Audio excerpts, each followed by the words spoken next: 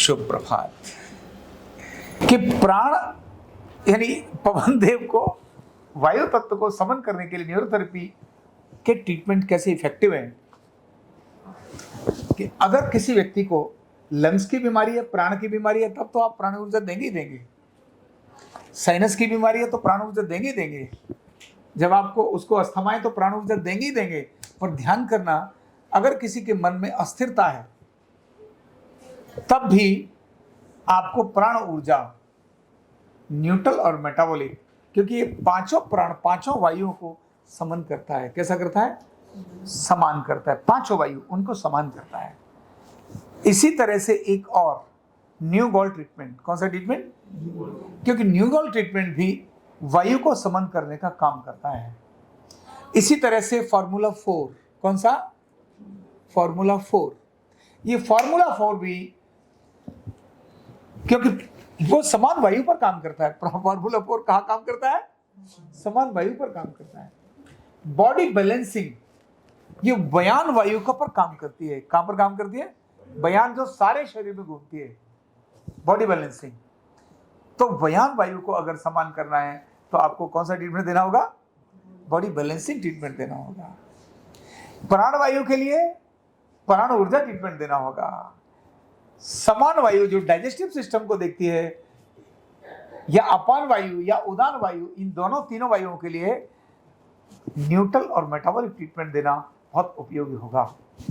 तो अभी तक आपने, यानी जो हमारे वायु तत्व है उसकी विकृतियों का समाधान न्यूरोथेरेपी से कैसे करें, इसकी जानकारी आपको नहीं होगी। लेकिन ये जो ट्रीटमेंट है, ये न्यूरोथेरेपी का इतना अद्भुत इफेक्ट है। तब लूज मोशन होगा, तब भी आप न्यूट्रल मेटाबॉलिक दे सकते हैं। लूज मोशन, ऐसे लूज मोशन के लिए ट्रीटमेंट अलग है। उल्टा बॉडी बैलेंसिंग लूज मोशन को ठीक करता है, लूज मोशन को ठीक करता है। तो मानसिक रोग आए चाहे शारीरिक रोग आए, इन दोनों स्थितियों में न्यूरोथेरेपी के ये ट्रीटमेंट वायु तत्व की विकृति पर, वायु तत्व की विकृति पर ये बहुत इफेक्टिव है। जिनको IBS, इरिटेटिव बबल सिंड्रोम्स, उनको मन के कारण से बीमारी आती है। और कहां पर इफेक्ट डालती है? समान वायु पर। कहां डालती है? समान वायु पर। तब मन के कारण से आई बीमारी है, समान वायु पर इफेक्ट डाल रही है, तब कौन सा ट्रीटमेंट देंगे आप? भाई मन को भी नियंत्रित करना है और समान वायु को भी नियंत्रित करना है, तो क्या देंगे ट्रीटमेंट?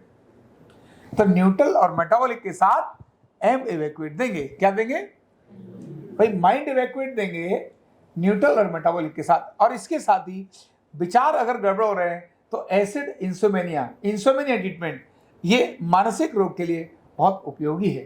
तो जैसे ही मन के कारण से आने वाली विकृति वायु पर है, तो उसके लिए इंसोमेनिया, एम इवैक्यूएट, न्यूट्रल मेटाबॉलिक, ये ट्रीटमेंट आपको वहां जाएगा। तो रूट कॉज देखिए, मेडिकल रिपोर्ट पढ़कर तो केवल सामने वाले की संतुष्टि करनी है। क्या करनी है? मेडिकल रिपोर्ट तो केवल सामने वाले के लिए पढ़ना है, जिससे वो खुश हो जाए कि साहब इन्होंने पढ़ा है। चाहे उल्टा एक्सरे पढ़ लो, चलेगा, कोई समस्या नहीं। उसको नहीं दिखाई देना चाहिए कि उल्टा पकड़ा कि सीधा पकड़ा है। इसीलिए ऐसा देखो जिससे उसको ना दिखाई दे, और चुप कैसे रख लो। एक सेकंड ले, हाँ कुछ गड़बड़ तो है, रख दो।